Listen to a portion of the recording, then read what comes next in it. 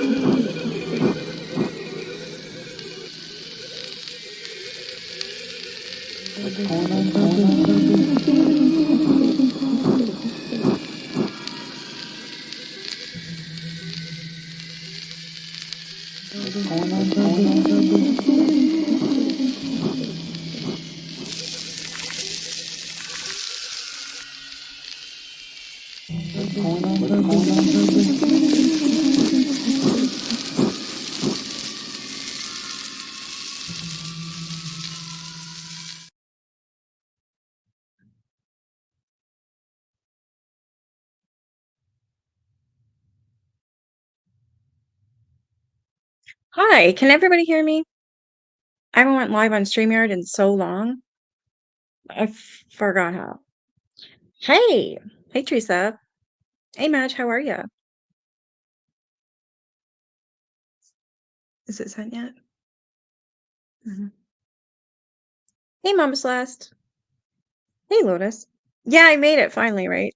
So I want to talk about a couple things. Have anybody ever heard of the real Candyman? Hey, Jill. Yeah, I'm pretty good. If I'm still on. All right. So there is an actual story, and it's about the original Candyman. Like, the movies Candyman and stuff. Hey, SD.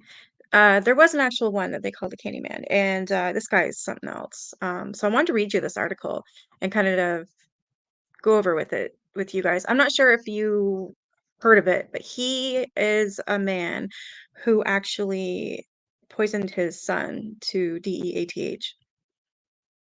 I guess it was an accident. He meant to poison someone else. What he did was he put poison, I believe, in those great big pixie sticks, and his son ended up getting one on mistake, and he passed. I haven't read this story since, what, 2 years ago or whatever, so I don't really recall much of it, but I wanted to see if you guys knew about this guy. His name is Ronald O'Brien. That was the father, and his son is Timothy. And it was in what was this, 70s or 60s? 66. That's what it was, 1966. Or no, 1974 it happened. Okay. So his name is Ronald O'Brien, and he was nicknamed the Candyman, the man who killed Halloween. Oh yeah, I gotta share my screen. Hey, Steph.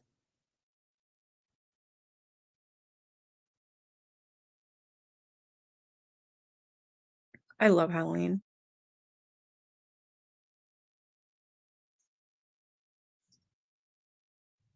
So it's this guy right here. All right. His name is Ronald Clark O'Brien. And I touched the wrong thing. Get out. There we go. Hey, Ryan. I love Halloween. It's my favorite holiday. I love the whole month of it. So I'm going to continue trying to do this. Try and go live every day as much as I can. All right. So this dude here. So Ronald Clark O'Brien, he was born August 19th, 1994. And on March 31st, 1984 is when he passed. He was nicknamed the Candyman and the man who killed Halloween. He was an American man convicted of killing his 8-year-old son Timothy, who passed on Halloween in 1974. On Halloween 1974, with a potassium cyanide laced pixie sticks that was obsessively collected during a trick or treat outing. O'Brien poisoned his son in order to claim life insurance money to ease his own financial troubles, as he was $100,000 in debt. Brian also distributed poison candy to his daughter and 3 other children in an attempt to cover up his crime. However, neither his daughter nor the other children ate the poison candy. He was convicted of capital murder in June 1975 and sentenced to death. He was executed by lethal injection in March 1984. That was the year I was born, and the same month, actually. That's just all because what? You're in debt, so you try and poison your son to collect on insurance money? That's disgusting. It is. Actually, I love all the Candyman movies, and same with, even the remake I liked. Did you guys like the remake?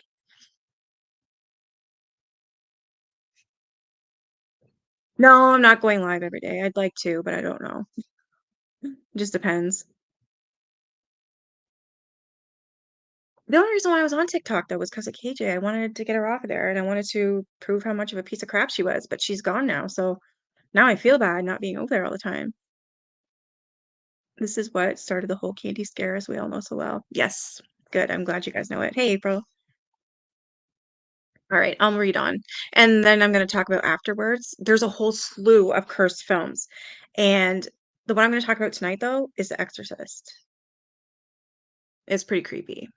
All right, so the background is that he lived with his wife, Deneen, in Deer Park, Texas, with their son Timothy and daughter Elizabeth. O'Brien worked as an optician at Texas State Optical in Sharpstown, Houston. He was a deacon at the Second Baptist Church, where he sang in the choir and ran a local bus program. Now, the unaliving of his son. I still can't believe this. This is sick.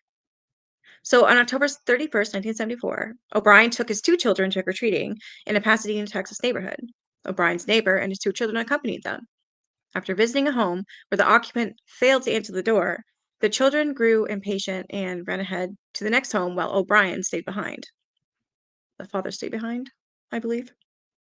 He eventually caught up with the group and produced five 21-inch, 530 millimeter pixie sticks, which he would later claim he was given from the occupant of the house that had not answered the door. At the end of the evening, O'Brien gave each of his neighbor's two children a pixie stick and one to Timothy and his daughter Elizabeth. Upon returning home, O'Brien gave the fifth pixie stick to a 10-year-old boy whom he recognized from his church.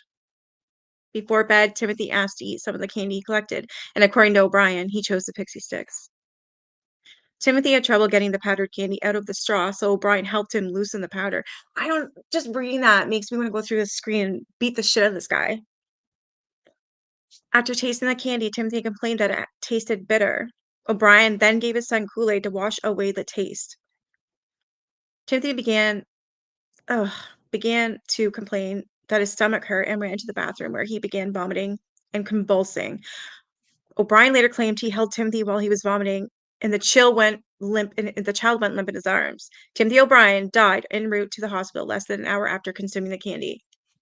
Disgusting piece of vile shit is this man.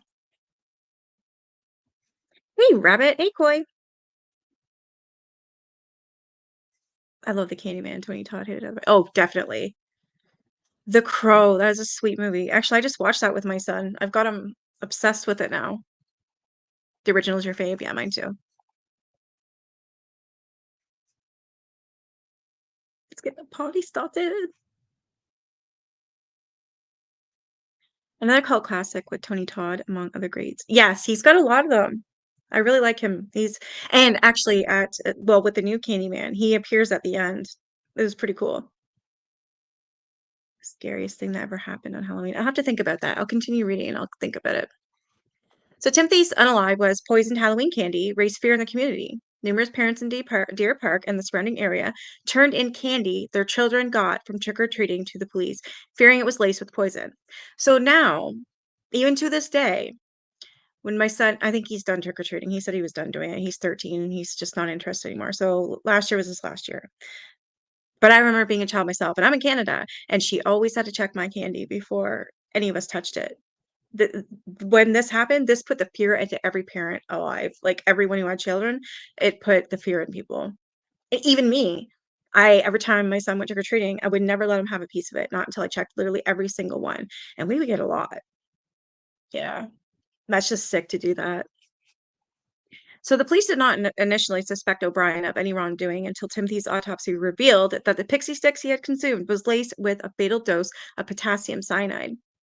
4 of the 5 pixie sticks O'Brien claimed to have received were recovered by authorities from the other children, none of whom had consumed the candy. The parents of the fifth child became hysterical when they could not locate the candy after being notified by the police. I can imagine that. Oh, the parents rushed upstairs to find their son asleep, holding the unconsumed candy. That's freaking creepy. Like, that's lucky. The boy had been unable to open the staples that sealed the wrappers shut. All 5 of the Pixie Sticks had been opened with the top 2 inches, 51 millimeters, refilled with cyanide powder, and resealed with a staple. According to a pathologist who tested the Pixie Sticks, the candy consumed by Timothy contained enough cyanide to unalive 2 adults, while the other 4 candies contained enough to kill 3 to 4 adults. That's just insane. He was sentenced to death, and I'm very happy about that.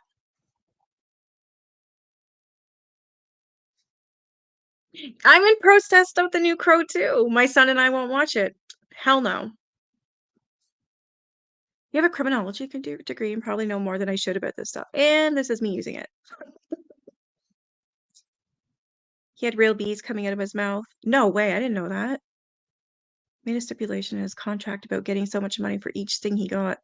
I didn't know that. That is interesting. He's nuts.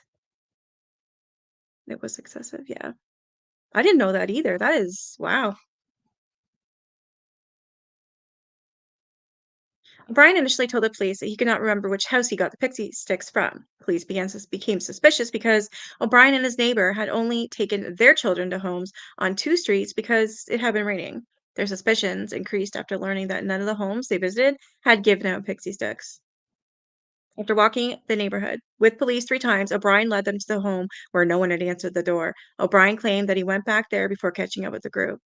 He said the owner of the home did not turn the lights on, but did crack the door open and hand him 5 pixie sticks. What a son of a bitch, blaming it on someone else. He claimed to have only seen the man's arm, which he described as hairy.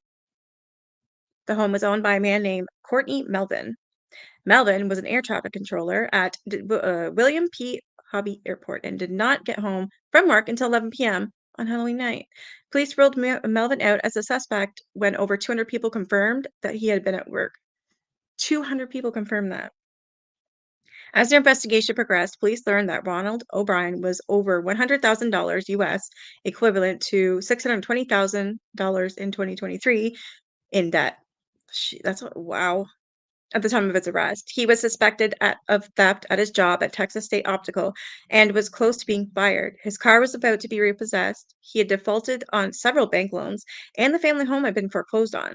Police discovered that O'Brien had taken out life insurance policies on his children in the months preceding Timothy's death. In January 1974, he had taken out $10,000, and that would equivalent to be $61,781 in 2023 in life insurance policies on both of his children. 1 month before Timothy's death, O'Brien took out an additional $20,000, which would equivalent to be $123,600 in 23 policies on both children, despite the objections of his life insurance agency. In the days preceding Timothy's death, O'Brien taken out yet another $20,000 policy on each child. The various policies totaled approximately $60,000, which would actually in 2023 be $370,000. O'Brien's wife maintained that she did not know about the insurance policies on her children's lives. Can you imagine your husband doing that? I couldn't. He wouldn't be alive. I'd kill him. Police also learned that on the morning after Timothy's death, O'Brien had called the insurance company to inquire about collecting the policies he had taken out on his son. After learning that O'Brien had visited a chemical supply store in Houston to buy cyanide shortly before Halloween 1974, he left without purchasing anything after learning the smallest amount available to purchase was 5 pounds. Police began to suspect that O'Brien had laced the candies with poison in an effort to unalive his children to collect on their life insurance policies. They believed he gave the other children poison candy in an effort to cover up his crime. Police repeatedly questioned O'Brien, but he maintained his innocence. Sack of shit.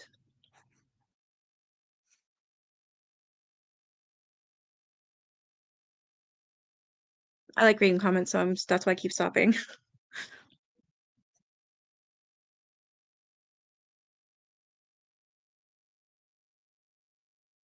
There's the well, okay, unless have you seen the original Crow, Teresa? With Brandon Lee?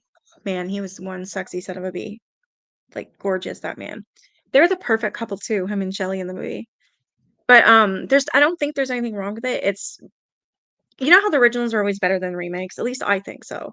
Um, that's what the whole boycotting thing is because Brandon Lee was actually unalived on the film set, and, his father was too. Not on the set, but a different first, and then it was his son, but there's, like, apparently a Lee curse from what they say. But, I'm sure it's good. If you like, for instance, Freddy Krueger, my favorite horror villain, they ended up redoing, in 2010, they redid Nightmare on Elm Street, the first one, and if I did not know about Robert Englund and the real Freddy Krueger, if I hadn't known anything about that, I would have been obsessed with that movie. I would have loved it. But I've already seen the whole Nightmare on Elm Street franchise by Wes Craven, right? So I mean, I think it's yeah, remakes sometimes they could be really good and sometimes not. You might like it. Others might like it. Um, I just I'm not interested. I like The Crow the way it was. It means something. The soundtrack made the first one.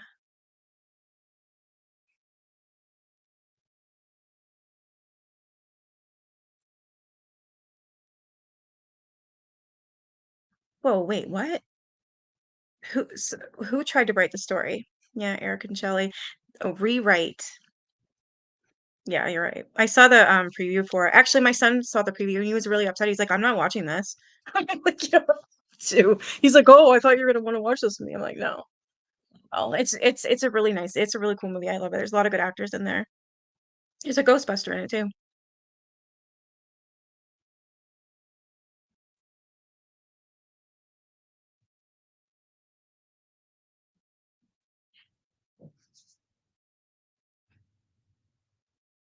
So they did change the whole story. That's what I thought because it didn't look the same. For Eric and Shelley and completely nixed. Sarah's not even in it. That's wow. I'm glad I boycotted it. If you see homemade Halloween candy with someone's address on it, it's so the parents know where it came from. Although you could still blame it on your neighbor.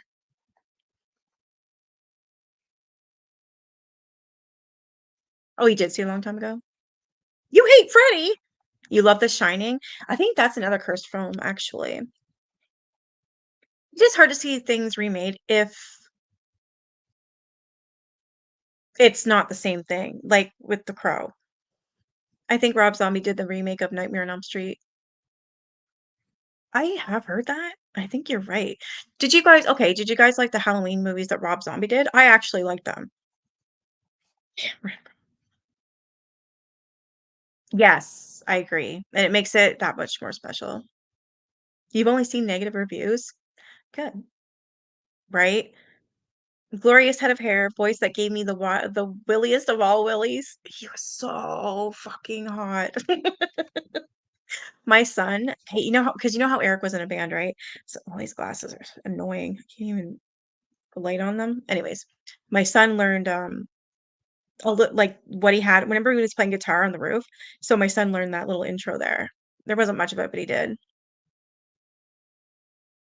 Yes. Yeah, she was actually on Dr. Phil before she passed. Alright, I'll finish with this and then we can talk about The Exorcist. Alright, so the trial and conviction. Although police never discovered when or where O'Brien bought the poison, he was arrested for Timothy's murder on November 5th, 1974. He was indicted on one count of capital murder and I'm sick and tired of having to not be able to say words. Like, this is really irritating. Anyway, sorry. In 4 counts of attempted murder, O'Brien entered a plea of not guilty to all 5 counts. O'Brien's trial began in Houston on May 5th, 1975. During the trial, a chemist who was acquainted with O'Brien testified that in the summer of 1973, O'Brien contacted him asking about cyanide and how much would be fatal. Wow. A chemical supply salesman also testified that O'Brien had asked him how to purchase cyanide. Friends and coworkers testified that in the months before Timothy's unaliving, O'Brien showed an unusual interest in cyanide and spoke about how much it would take to unalive a person. O'Brien's sister-in-law and brother-in-law testified that on the day of Timothy's funeral, he spoke of using the money on Timothy's insurance policy to take a long vacation and buy other items.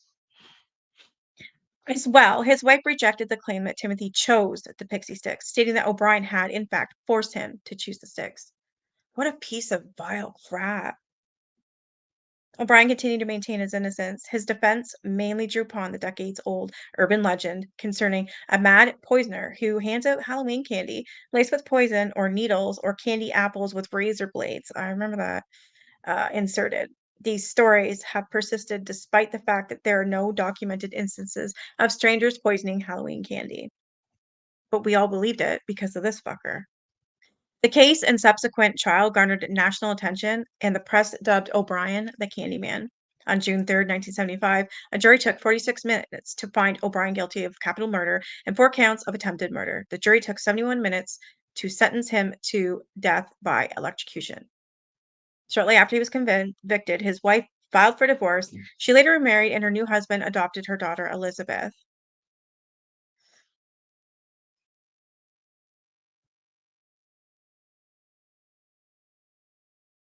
Was he really an asshole?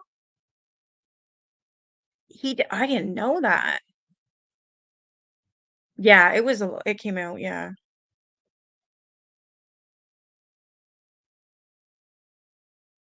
Don't be jealous. All I have for bragging rights is a degree and some facts without needing Google. I did not know that Kubrick did that. Or Stephen King was an asshole. I did not know that. Yeah, totally hooked, right? You know what? Everybody that I've ever spoken to has told me that they're into horror movies and stuff and they don't normally have nightmares or get scared, but The Exorcist is the only movie that has terrified millions of people. I'll get into it after this. And it even states that it was a curse film and that everyone on the set, it was just mind-boggling what happened. And everyone, like, they took a tally or whatever, and everyone, like, in the States or even Canada, I don't remember, it was, like, all over, and everyone to this day says The Exorcist is the scariest movie they've ever seen and had nightmares from. That's crazy. I hear you, Steph. I am the same age as you, and I hate horror movies. I watched 3 in my entire life. I watched, Candyman with Tony Todd, when it first came out. My parents had rented it, and I was probably, I don't know, I'm gonna say 5, and I snuck out to watch it. So I was here's the couch, right, oh, so here's the couch, and here's me beside the couch, this way. So I'm beside the couch, hiding, while watching Candyman. I didn't know it was a horror movie, so I went out and watched it, and then also my parents heard, "What the fuck is this?" I was sitting beside the couch on all fours, and I was, vomiting because I had watched it, yeah. So all the cheesy popcorn I had was all over the frickin' floors of the couch. Yes. They were totally banned, it was yeah. Lovely Molly. Yeah, that's the one that you got me into, SD, I'm pretty sure. Met him once and said hello and told him I liked one of his books, and he completely ignored me and blew me off. What a dink.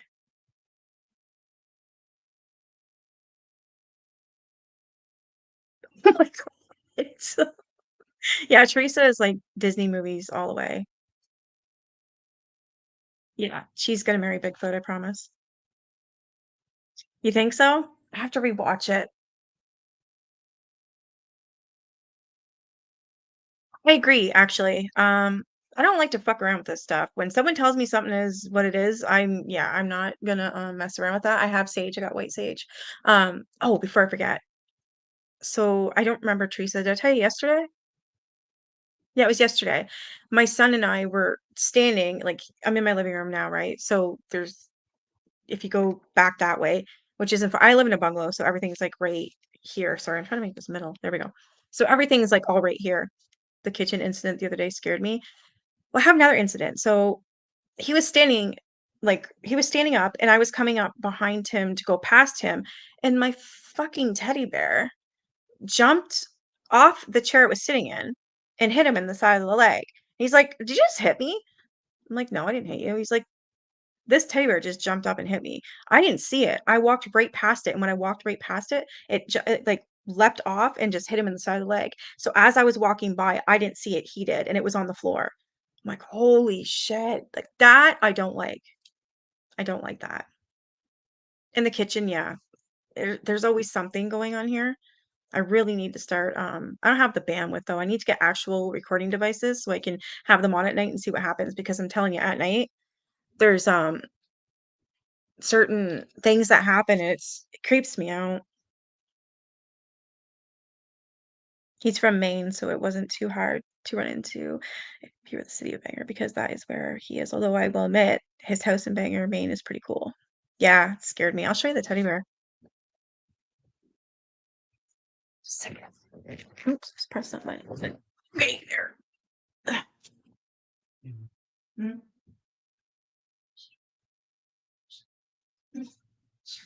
Actually, no, we have to. Did you want to be grounded? I'm just joking.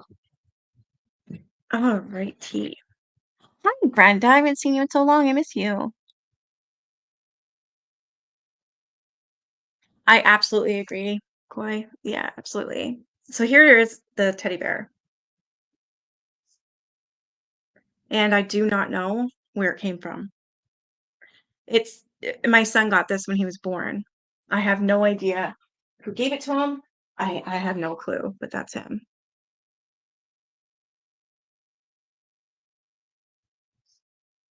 It's not heavy, just little thing, but yeah, it just kind of went. Whoop. We have me and Teresa have a friend that likes haunted dolls and stuff, so she's trying to get me to send it to her. I'm really. Is there anything we can do to help? Poltergeist. Yeah, that movie's cursed too. I'm sorry, Brenda. Is there anything we can do to help? Like, I don't know if you have a GoFundMe. Do you need one? Um, so many people are struggling so bad right now. I wish I had the money. Is there like a GoFundMe for donations for exactly what you're going through? Um, all the people that are involved? It is creepy. Oh, that's really neat. Creeps you out too. You're good? I'm sorry though.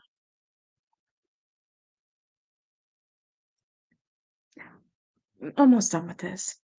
Yeah, okay, there's only a little bit more. I'm just gonna finish it. So O'Brien's first execution date was set for August 8th, 1980. His attorney successfully petitioned for a stay of execution. A second date was scheduled for May 25th, 1982. That date was also postponed. Judge Michael McSpadden scheduled the third execution date for October 31st, 1982. It's Halloween. Eighth anniversary of the crime, and he offered to personally give O'Brien to the death chamber. It was to have been the first time Texas executed an inmate by lethal injection. Oh, I didn't know that. He was the first one. This title would later go to Charles Brooks Jr. The Supreme Court delayed the date yet again to give O'Brien a chance to pursue an appeal to seek a new trial.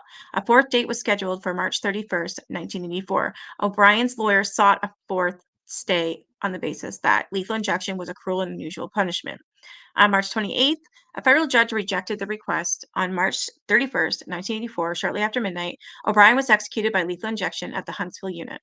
His last meal consisted of T-bone steak, medium to well done, french fries and ketchup, whole kernel corn, sweet peas, lettuce and tomato salad with egg and French dressing, iced tea, sweeteners, saltines, Boston cream pie, and rolls. That's bullshit. You know what? You did the crime, you do the time. I don't believe they should even have anything.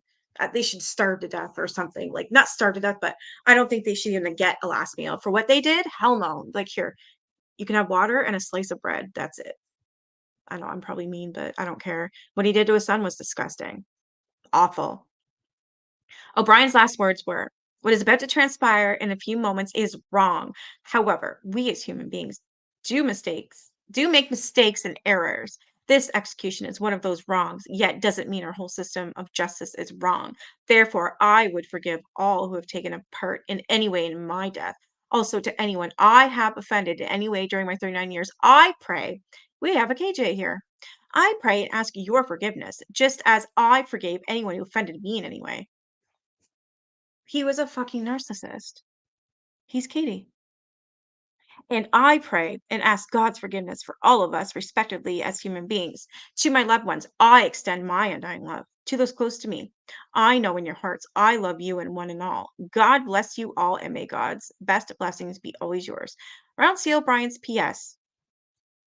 During my time here, I have been treated well by all TDC personnel. During the execution, a crowd of 300 demonstrators gathered outside the prison, cheered while some yelled trick or treat. Others showered anti-death penalty demonstrators with candy. And Ronald O'Brien is buried at Forest Park East Cemetery in Webster, Texas. Timothy is buried in Forest Park Lawndale Cemetery in Houston. Oh, what a freaking nurse. Wow. I didn't know that.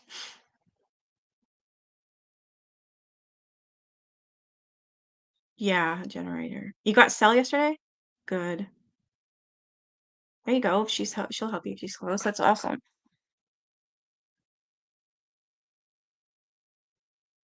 I'm glad you're okay. Good. Yes, that's another one that freaked me out as well. And of course they did the remake on that. I'm sorry, I like the first one. They remade it. I like the original. I like the like I do don't get me wrong. I do like a lot of remakes, but I always go back to the originals and the originals. I'm sorry, you just can't make that better. I don't think. Like, do you guys like cheesy horror movies? They're my favorite. I love them. Like Evil Dead. That stupid deer gets me every time. He's like, "Pow." Welcome back, Miss Purple Dragon. Yeah, that was creepy. The child. Oh my God. Like just now I want to play with you. I'm just like, yeah, no. Walking out with his little cane and his little top hat. Oh, I think the worst part, well, obviously the worst part was when he got hit by that transport. That was just like I remember seeing that and I cried. There's the movie called Pet Cemetery. It's by Stephen King.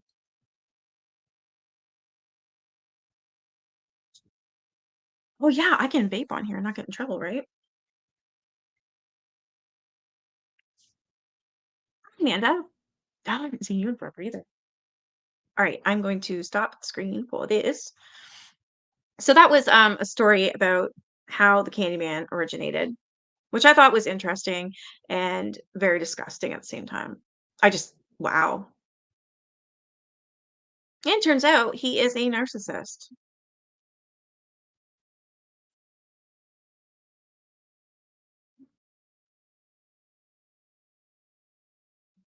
Hopefully I found I'm just going to recheck this, make sure it's got all the information. Oh, there's a movie out that's actually called Cursed Films and it's by Shudder. I have to see that.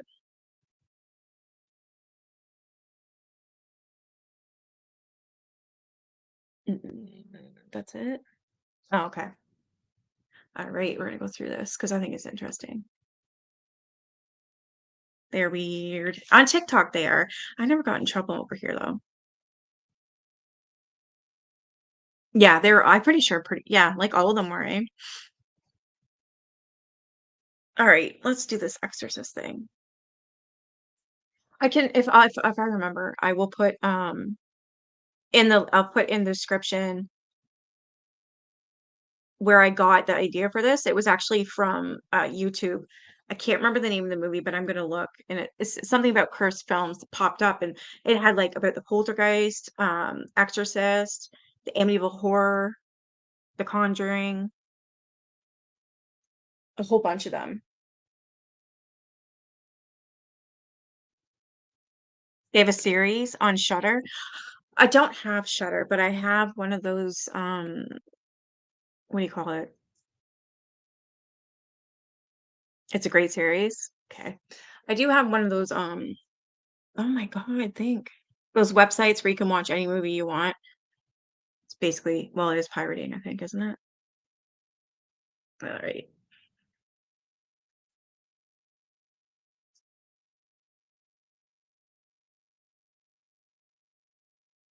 So that's what it says here. And it's just a website called Screen Rant. So it says Curse Films, Exorcist, Curse Explain. Curse Films on Shudder discusses the curse surrounding the 1973's Exorcist. Real people died during the making of The Exorcist, and for many years the film was said to be dangerous, even to viewers. The question is, was it all marketing type, hype, coincidence, or something more? I completely believe everything that happened because there was a lot. Amulet Pazuzu. There's a piece of crap dude named himself Pazuzu, and He's disgusting. He's in prison now. You've seen that too. She did. She's all happy-go-lucky now, and she's talked about this, and she seems to be all right. Hey, punk rock hippie. Like, she doesn't seem scared as I thought she would be. She's like, how do I say? It's not hard for her. It wasn't scary for her. Like, she didn't get as scared as everyone else did. I don't know, it's weird. I have to find that video so you guys can watch it after. Okay, so it says The Exorcist was overwhelmed by controversy when it was released in 1973. I do remember hearing that. It was very controversial, that movie. Rumors surrounded it about disturbing things that had happened on set during filming. There were reports of audiences getting sick and fainting when they went to see it. Can you imagine? On-set accidents, a mysterious fire, and even a murder all took place while the film was being made. These things raised questions at the time and came to believe the Exorcist movie itself was cursed. Even today, The Exorcist holds a certain allure and power that may be more than just an urban legend. I totally believe that. There's Linda Blair. Here's why it is cursed. Cursed Films goes into detail about the troubling things surrounding The Exorcist. On the set, there were several injuries, including long-term back injuries for both Linda Blair, who played the possessed girl Regan, and Ellen Burstyn, who played Regan's mother. There was also a fire that burned down most of the set, except for Regan's bedroom, which filmmakers thought was very strange. On top of that, a man who played a nurse in the film killed a reporter before The Exorcist was released. Holy shit. He was quick to confess to the crime, but couldn't provide police a motive for why he did it. Does that not scare the shit out of you guys? Hey, Conchi, Mercy. No way. Oh, do you have sage or anything? Tell it off. They're not good.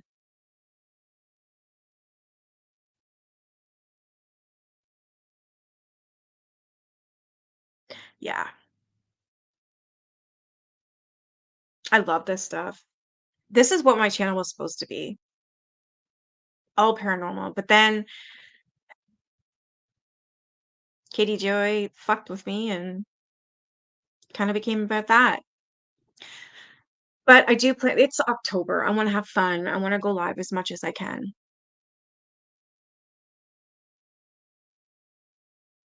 Your guy says you attract because I believe in these things. Yeah, that could be true. You've heard about it? That's kind of funny, but not. Oh, yeah. That's all I need in the dark. Yeah, I'd be gone. I seen this. Did I ever tell you guys about the Shadow Man? I did see him once. I did. I was very young. I was in grade 5, so however old you are there. However old I was in grade 5. I don't know, what, 10? Something like that. I was staying at my friend's house who lived across the street from me, and her name was Nicole. And they had a finished basement, and that's where I would stay with her every time instead of her room, we would always stay downstairs. It was huge. We could stay up all night and play with Barbies, do whatever down there. And we were laying right, like here's the stairs, and then here's the wall. It's a long wall, but the stairs go up and here's the wall, and then we were laying right in front of it. And we both woke up. We had do you remember those potpourri pots? It was like candle wax. I remember stepping on it and it hurt like a bitch. But I remember that, and then so we moved it, but we still had it on. And I was scared because her mom was gonna give me shit because I got wax all over the floor. And then we laid down after my foot stopped burning. And then I remember we were both laying there on pillows and blankets on the floor. And yeah, it's cursed, Teresa. Yeah. And then here's the shadow man. I don't know what time it was. It was in the wee hours of the morning, and we had a night light on, so you could see shadows. And I remember one of us or both of us woke up at the same time. I don't quite remember that, but the shadow man was standing there, and he had the top hat on. And there was a boy. I say boy because I don't know. I knew it was a boy, but it was a little boy shadow. So it was like this. And the little boy would go right up to the shadow man and then run over the wall to the stairs. And then come back to the shadow man and then run all the way over back to the stairs. So we couldn't fucking get out of the basement because they were on the stairs. They were right there. It was crazy. And there were shadows. I've never seen anything in my life like that, but it was like, yeah, back and forth, back and forth, back and forth. So I was like, I was looking at Nicole. I'm like, I don't know what to do. Like, do we just pretend we can't go anywhere? They're at the stairs. Like, what if they try and kill us or something? We didn't know we were babies. But anyways, that's my Shadow Man story. I really do not want to see that thing again.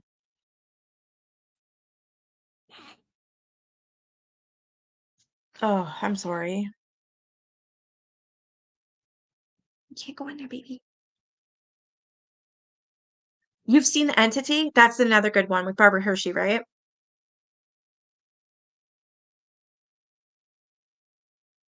Oh, wow. Katie Joy is scary too and probably has shit flying around her house with a crazy ass personality. She's the poltergeist. I asked if you believe in Jesus Christ. You made me answer. What a jerk. Okay, good. I'm glad he did.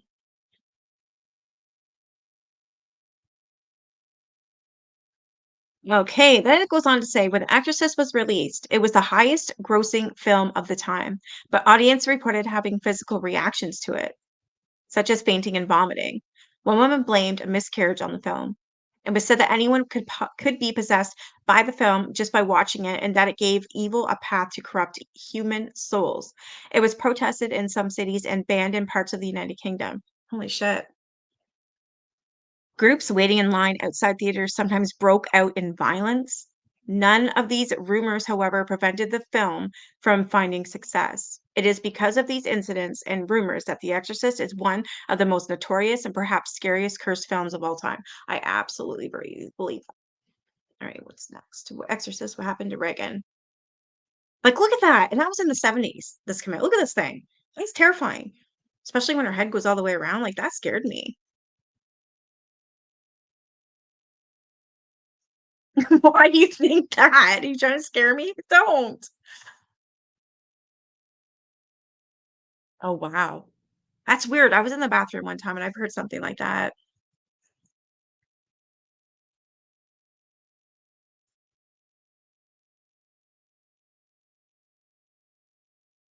You just feel it.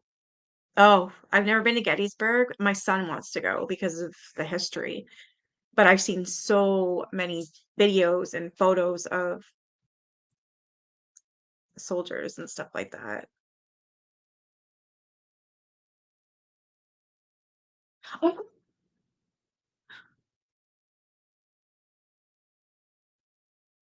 oh, really? Basements. We don't have them here. Really? But some of the old houses in town have them. They terrify and intrigue me.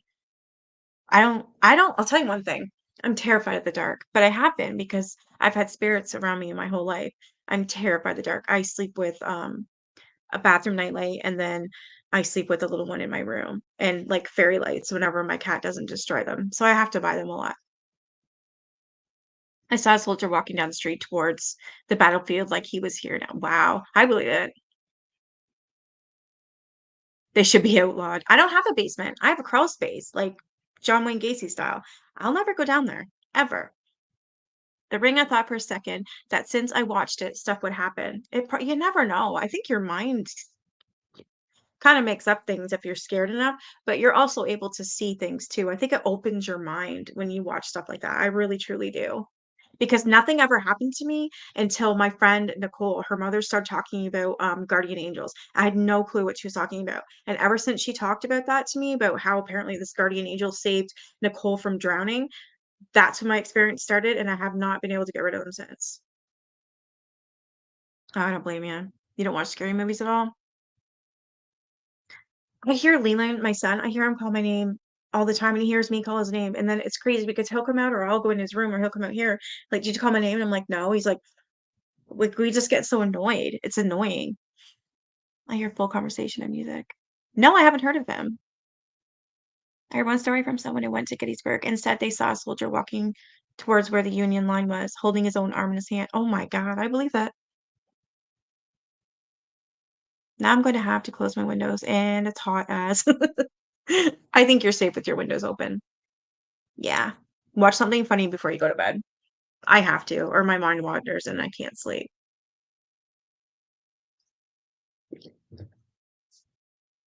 If you don't believe in ghosts, visit Gettysburg because those brave men walk around still going about. They do. They do. They do. They do. Hey, how you doing, Grisella? He was a psychic. I'll have to look that up. Yeah, it's a battlefield. There's so many, even if you look up on YouTube, guys, and you look up Gettysburg Ghost, just put that in, and you will see so many people's stories. It's crazy. I absolutely believe it.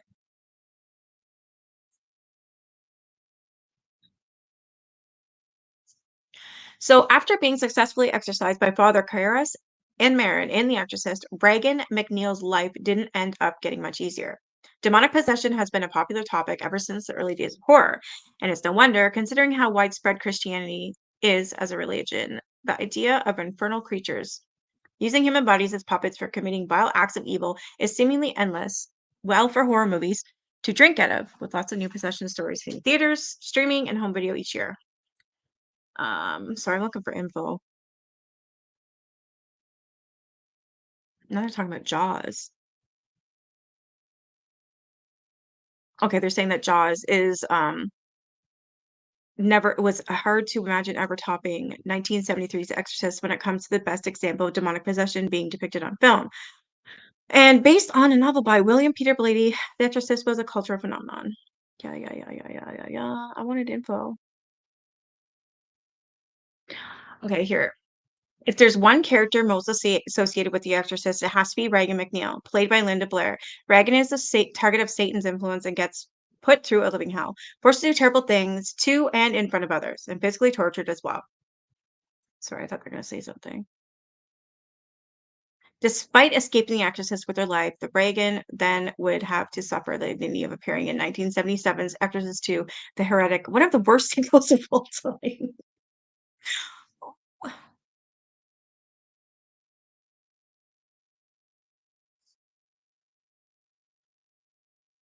Okay, they're just describing sorry about that. They're just describing, the movie. I thought they were gonna have some facts in here. I'm gonna look for more.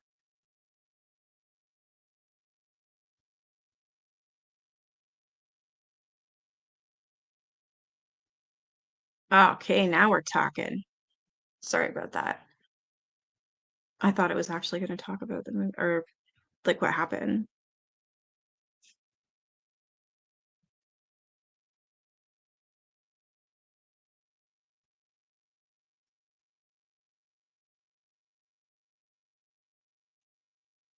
Oh, shit, are you?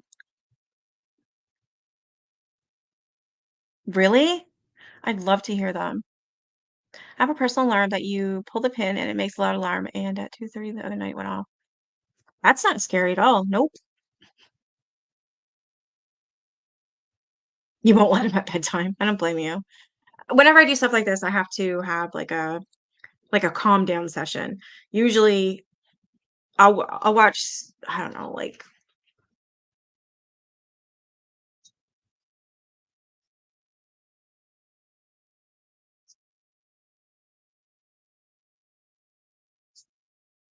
hear that?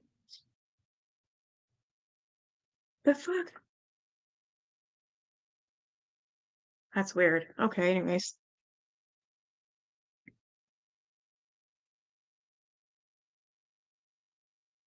Oh, I don't think I'd ever wanna do that. I'm scared of doing that. The crucifix has fallen? That's scary. Montreal felt different, but I just couldn't put my finger on it. The rabbit mentioned Canada being more haunted than the US and feeling surrounded by spirits. I don't wanna lucid dream. I'm too scared. Oh, it's happening to her now? Oh my god. My videos are your calm down session. Sound like something was tearing at the wall, scratching, like, I don't know what that was.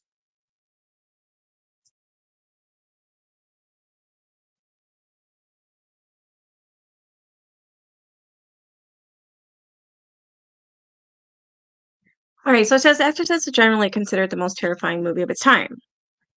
Yada, yada, yada, yada, yada. So it says some crazy things happened during the film's production. For instance, the set burned down. Everyone was home for the night when the film's production manager called director William Friedkin and told him not to bother coming into work the next day.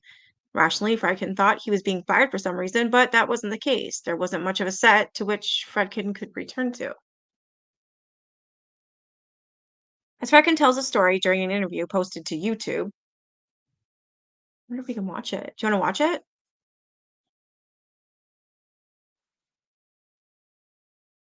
Okay, it's only a few minutes long. Let's watch it.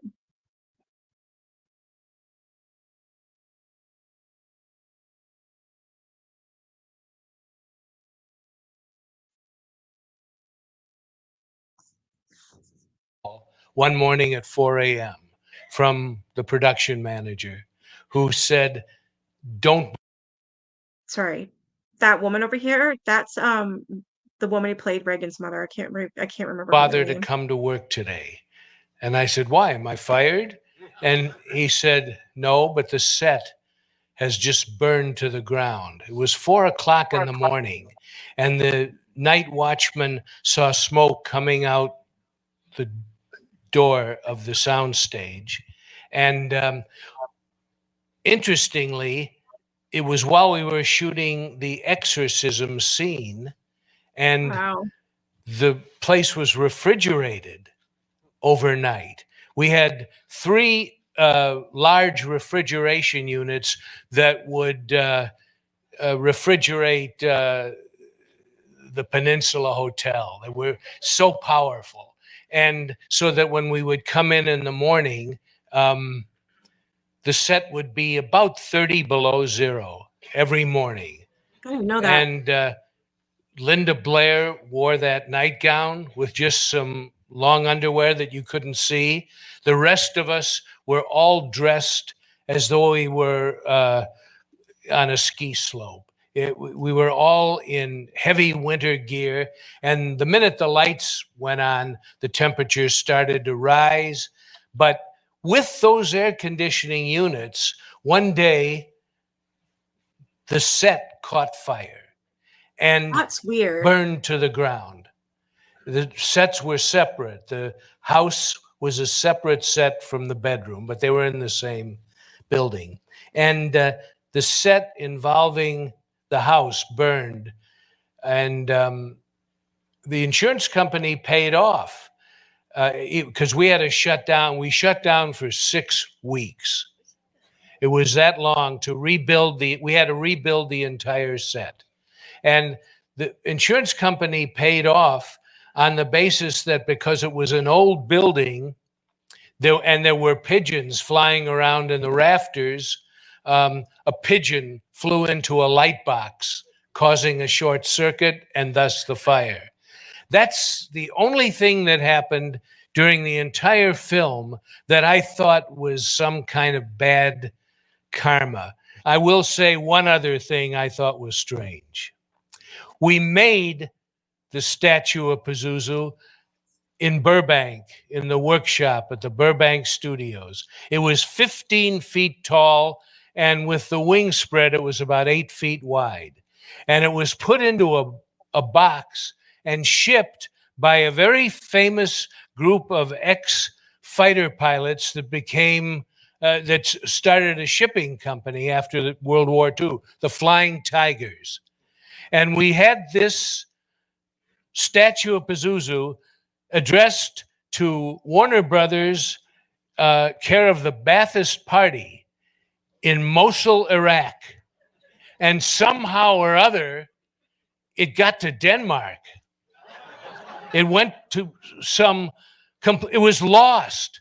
We couldn't start shooting in Iraq for 3 or 4 weeks waiting for this statue, which went Wow. somewhere else by the Flying Tigers. And I don't know how the hell that happened. Finally, it got to us.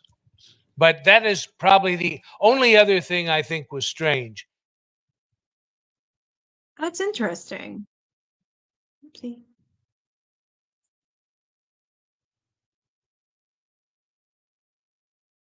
That was scary, punk rock hickey. That was really scary. Is that who you are? Your girl? I was wondering. That's so freaking weird. Your name popped in my head the other day, and I was going through comments on my YouTube channel, and I'm like, where the hell that your girl Cherry go? Holy shit, that's so weird.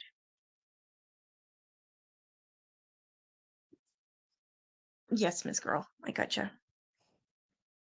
My son has had sleep paralysis like a couple times, and yeah, he's terrified.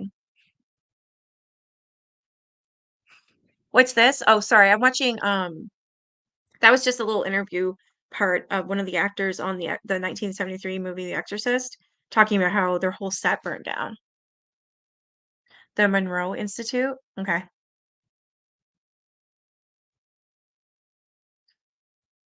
Yeah, why don't you come over here, Miss Thing? Okay, so I just thought they said it was posted to YouTube, and it says the set for the four houses was totally destroyed, except for Reagan's possessed bedroom, which remained intact. So how's that? So the whole thing was burned down except for her bedroom? That's what? To be fair, the room was a separate set from the house, but both were near each other, located in the same building, and the fire caused production on the film to shut down for 6 weeks. The official insurance report claims a pigeon must have flown into an electrical box, short-circuiting the things and sparking the blaze. So they don't even know what caused the fire. That was a stretch. The closest thing to evidence for the theory was that pigeons were present in the building, so they never even saw pigeons. The production crew must have been worried that the film was being assailed by an evil presence because they called in a priest to bless the set, according to CBS. I did not know that. Did you guys know they had to bless the set? The weird happenings continued after the film was completed. The initial premiere in Rome provoked something. As the film played in a cinema between two churches, lightning bellowed from the sky and over a 400-year-old cross was struck, according to The Independent. The cross fell into the piazza like a vengeful spirit's bitter omen. 9 people connected to the film died before it was completed. 9 fucking people? I didn't think it was that much. Hollywood curses typically surround a production that's plagued by a string of deaths, and The Exorcist cast and crew saw plenty of that with the film. At least one of those deaths happened before the movie was finished. In total, according to The Guardian, 9 people who were connected to the film died before it was even completed. Holy shit. That's scary. Yeah. Oh, okay. I love you too, girl. And stay safe, okay? Yeah, you never left. You just went under a different name. Take care, Brenda. I feel so bad for her.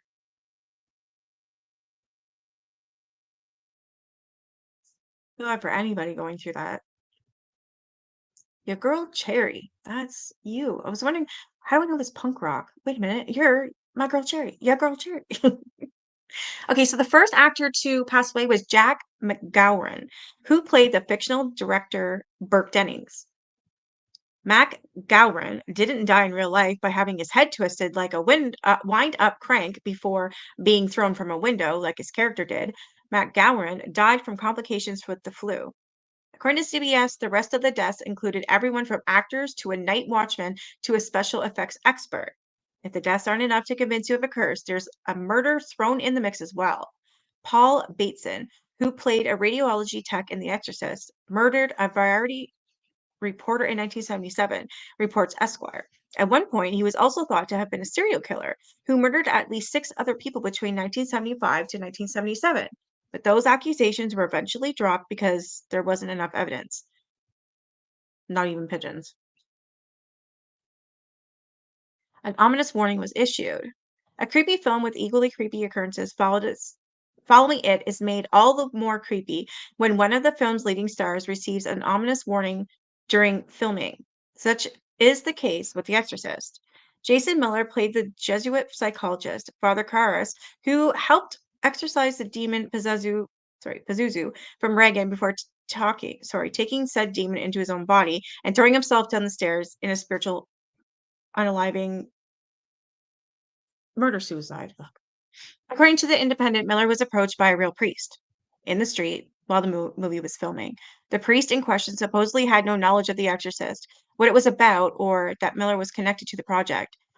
It's reported that the priest handed Miller a sacred medallion and said, "Reveal the devil for the trickster that he is. He will seek retribution against you, or he will even try to stop what you are trying to unmask him."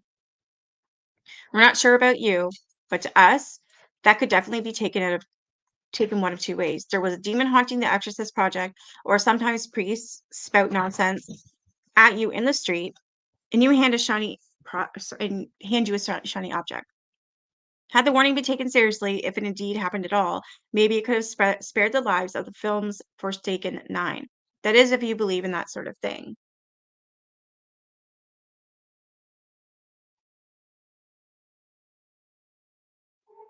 Oh yeah, because the real inspiration for the film, it wasn't a girl, it was a boy, wasn't it? Wow. Yeah.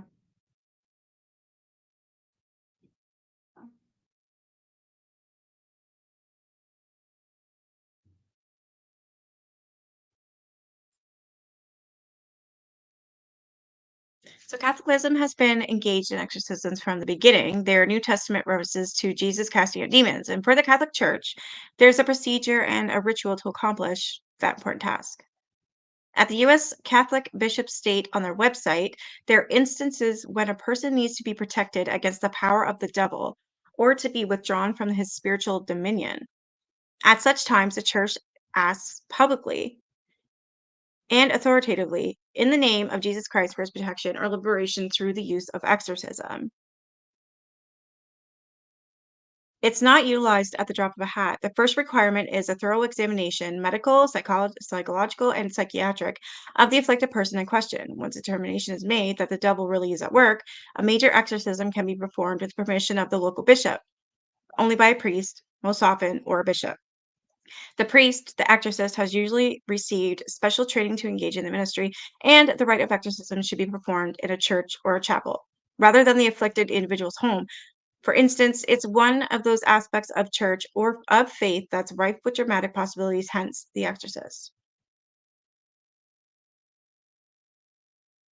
It says here that author William Peter Blatty, raised Catholic, was a student of the Jesuits Georgetown University. And when he read a story about the exorcism of a 14-year-old boy, so that's who it was based off of.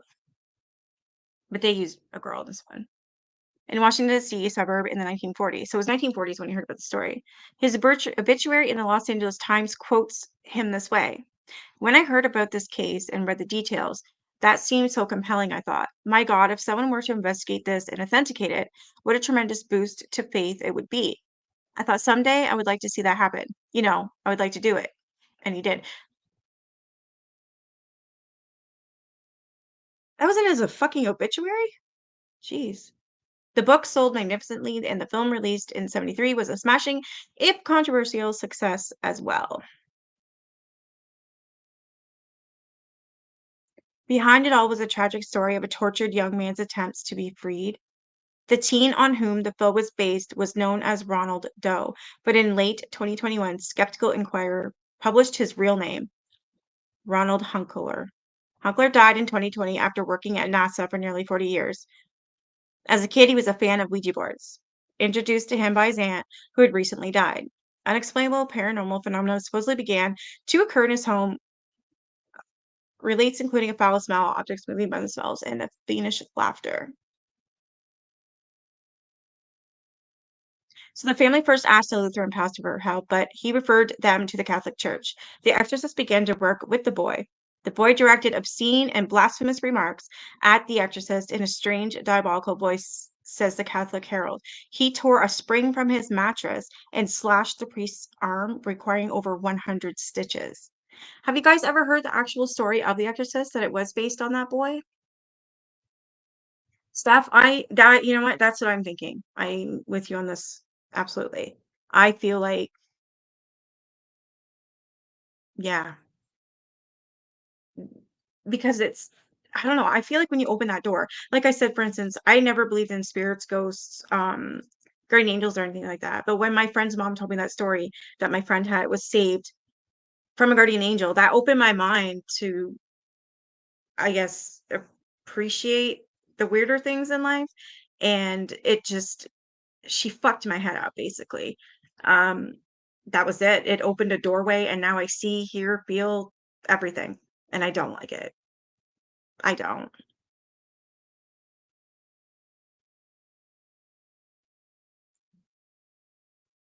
Good.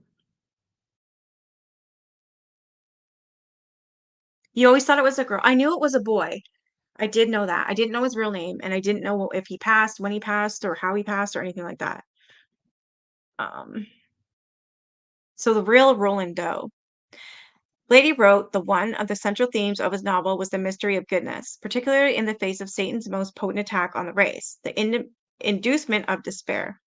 The real exorcist fought and won that battle within the mystery. Patheos reports that according to the diary kept by one of the exorcists, the boy grew up to be a fine young man who married, raised children, and had a long, successful career in government before he retired. He became a brilliant engineer.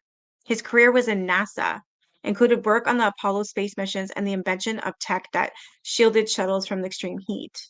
But he was always paranoid that his colleagues would find out about his past as the inspiration for the famous horror film. That's the thing. Everyone always thought it was a girl until you really, really like looked into it. Nobody really knew, I don't think. On Halloween, we always left the house because he figured someone would come to his residence and know where he lived, and he never let him have peace. Said a woman who lived with him to the New York Post. He had a terrible life from worry, worry, worry. Hunkler retired from NASA in 2001.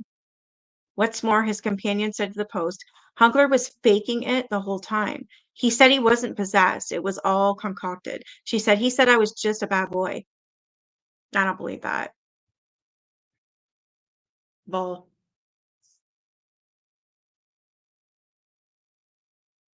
Yeah, you have to. I've been told that, like, almost, even in like meditation and stuff, like, picture yourself as a tree, picture your feet as roots in the ground. You just kind of plant yourself there and just be peaceful.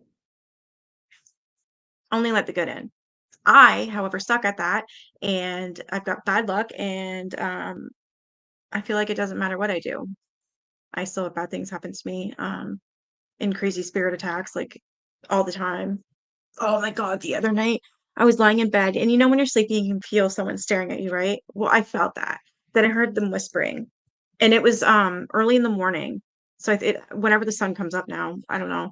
I didn't look at my phone because I was pretending I was sleeping. So it might have been like 8 in the morning. I would imagine there's light by then.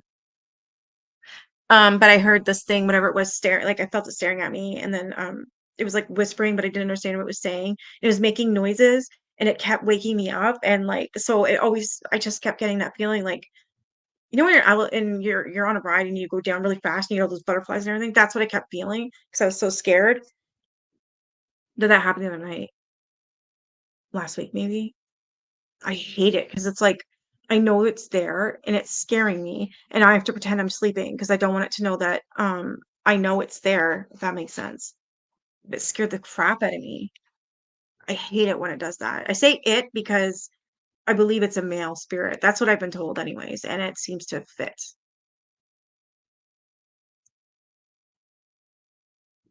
I have to watch something funny and get my mind off this because if I don't, shit will happen. Like just talking about this, I don't know if you guys heard, but it was scratching just a few minutes ago. My cat's here, that's what I'm petting. So, I will go live every Wednesday, absolutely. I would like to go live more, so when I can, I will, but for sure every Wednesday. So next time when I'm live talking about stuff like this for Halloween, um, I want to talk about more cursed movies because it's really interesting to me that it's crazy that you talk about things and it just opens a whole fucking door. It's crazy. Old house would have a spirit walk up my stairs and you could feel the weight like someone was sitting on my bed. My son had oh my God, that's creepy. My son has that feeling, but he thinks it's my my cat that's passed on. Because he says he can feel the cat. We have 4 cats, and he's like, I'll lay there and I'll go to pet because he thinks it's Claire, so he'll go to pet her, and he's like, there's nothing there, but he can always feel my cat. But to feel a person, hell no. I felt that too. That's crazy. Oh, you were never afraid? That's good. You have the upper hand then. I'm terrified. I don't, however, get what I used to get. I grew up in a haunted house, and that fucker, whatever it was, it tormented me. You were there first. I think that's how you should think about it. I've had 2 women die in my house too. One was a aneurysm, and the other one had a heart attack on the toilet. We have a new toilet, by the way. So it was 2 women in this house, and the one woman that passed, her son lives right across the road from me. But I sense that there's women here, but then I also feel that that male presence, that mean thing that's here. and they like to fuck around. I don't know, like with this, that was crazy because it happened with me and my son right there. Because he was on this side, I was on the other side, and I walked by him, and the bear came from my side, but he was watching me as I was walking by, and it literally flew over to him. Like, that's fucked up. That's annoying. That would be really annoying. I don't know. I think there's many spirits here. I know there is because they're all different. There's the mean one, and then there's the women, and I think they pass through. Like the graveyard that I live, it's very, very, very, very like old, and I do live right near it, and that is haunted. I'm trying to find more stories on that, and I'm having a very hard time. There's also a church down the road, Blue Church Road, and that's haunted. I do have a couple stories saved for that. I shared a room growing up. Yeah, so did my sister and I. My dad's mother died when we were very young. I was 4 and she was 2. She had no memories of her at all. She woke up one night. Oh boy. Grammy's probably seeing how you guys are, I would imagine. I hope it wasn't scary.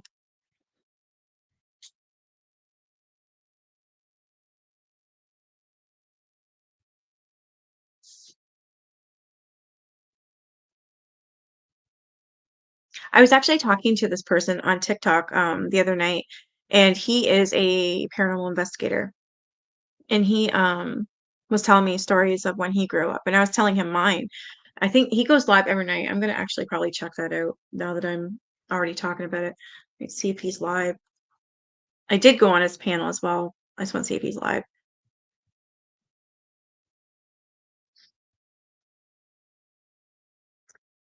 I don't know. Yeah, he's live. He's live every night.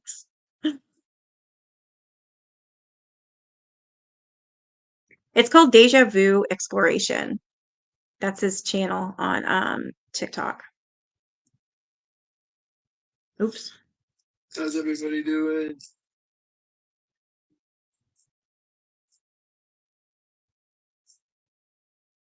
Nikki, welcome back. He's been trying to How's get it me going, back. Nikki? I'm just gonna let him know I'm live, but I'm gonna pop over. Watch it tonight. Do, do, do, do, do, do. There. And I feel bad he's been looking for me. My sister stayed with me for a little and she would run in my room, panic that someone was in the house hearing footsteps. That's scary. I hear that as well. That's the footstep thing. That is really scary. I don't have stairs and I'm glad. So I don't really hear much. That. Was it scary? No way. That's scary. There's an older man that used to be my neighbor when I lived not here. It was before my son was born. So it was like 15 or 14 years ago or whatever. And he was like almost like a dad to me. So we got really close. And he passed. Well, I was in my room, I was laying down and it was dark. And I woke up because I felt something staring at me. And I saw him, but he was in his underwear, like old man underwear, like the white, you know what I mean? Like the white underwear. He was wearing that. That's it. And he was yelling at me like this, but I couldn't hear him, but I could see him and his mouth was moving. I've never seen anything like that. I'm like, holy crap, like what did I do? What have I done to piss him off? I've never saw him since, never sensed him since, nothing. It scared me. I was just like, what the hell? You saw an older woman running her hands down my hair. A few months later, saw a picture of her grandmother and said, that's the lady who was running her hands down your hair. Holy crap. That's what I figured. That's also scary though when you don't know. I'm just gonna put his link in here or what his name is if you guys want to join. Good. I'm glad. Whereas me, there's times when I know it's the women that passed, and there's times when I know I should be afraid. It's a sense you get, you know? All right, so his is I'm gonna go over and go on his panel and say hi.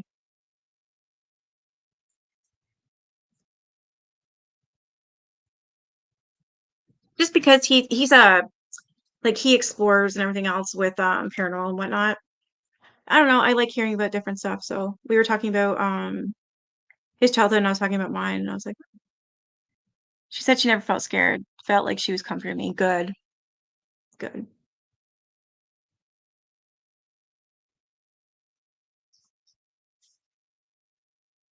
All right. I do have to go to the phone booth. But yes, exactly. So I'll get off here now. I'm gonna go over and say hi to him, let him know that I didn't like run away or anything, because I do enjoy his content. And I hopefully will be back sooner rather than later. Oh, do you guys like the videos that I do with the Karens getting arrested? Do you guys like them, like for DUIs and stuff? Because I could keep doing those as well. So it's not always just Katie, as well as of course Halloween stuff. That's my favorite. Too much to type, but maybe next time I can jump in real quick and tell you guys a few interesting stories. Yes, yes. I keep forgetting to put like or sorry, not keep, but I forgot to put open panel in here. So on Wednesday for sure, I'll try and be live for 7. We'll say 7. And then I'll make sure I put open panels so you guys can jump up and tell me your stories. That's my favorite part, is like hearing other people's stories. All right, you guys have a great night. I'm gonna go to the phone booth and then jump in there and say hi. But yeah, I'll be back tomorrow with something, I'm sure. All right, you guys have a good night.